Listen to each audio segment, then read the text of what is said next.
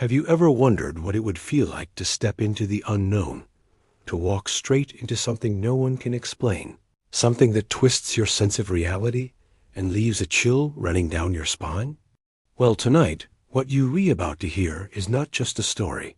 It has a mystery wrapped in fog, set in the shadowy heart of Dublin, Ireland, where cobblestone streets whisper secrets and ancient walls hold memories of things that should never be forgotten. And right at the center of it all was a girl, just like any of us, who walked into a fog so thick, so silent, that it seemed alive, as if it wanted to swallow her whole. It began on a cold autumn evening when the sun had long surrendered to the gray sky, and the river Liffey, always restless, breathed a mist that crept through every alleyway and under every archway, turning familiar streets into a labyrinth of pale uncertainty. And that's where Emma O'Sullivan stepped out for a walk, her headphones in, her thoughts scattered, unaware that this walk would change everything. People say Dublin fog is normal, nothing out of the ordinary, just weather. But the locals, the ones who have lived beside those old bridges their whole lives, they speak of a fog that appears without warning, a fog that has no sound but hears everything, a fog that doesn't just drift, it chooses.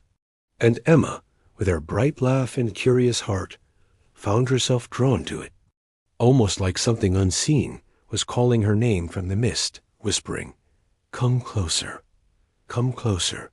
And in that moment, with each step she took, the city around her seemed to dissolve and bend, like reality was unthreading itself.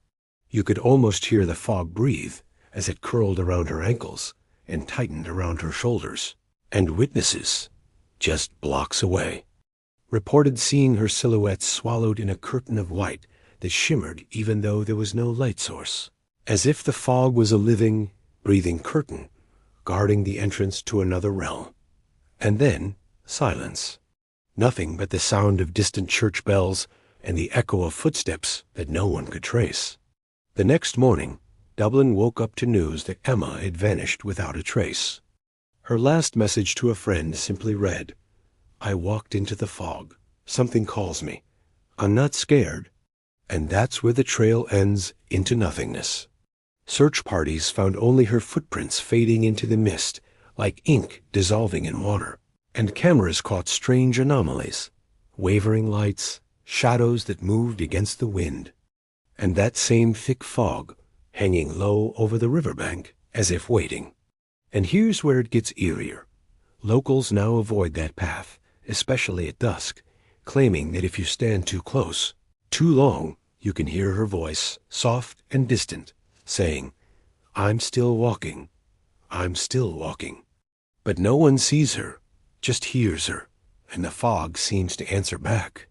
So let me ask you right now, before we go any deeper into this chilling Dublin mystery, have you ever felt drawn to something unknown? Something that didn't want to be understood, but wanted to be followed? That feeling you get right now, as you listen, is exactly what Emma felt that night. And it's that very sensation, the unexplainable pull toward the mysterious, that keeps stories like this alive. And if you're curious, if your heart is racing just a little, if your senses are tingling with that creeping sense of wonder and fear, hit that like button, because I know you want more stories just like this. And hey, if you haven't already, subscribe to Creepy Vanish for haunting tales from around the world, where we explore the thin line between reality and the unknown. And drop a comment right now with what you think happened to Emma. Did she cross over into another world? Or is she still out there, trapped in that endless fog, waiting for someone brave enough to follow her footsteps? Stick with me, because this story isn't finished yet, and there are whispers in the mist that we have only just begun to unravel.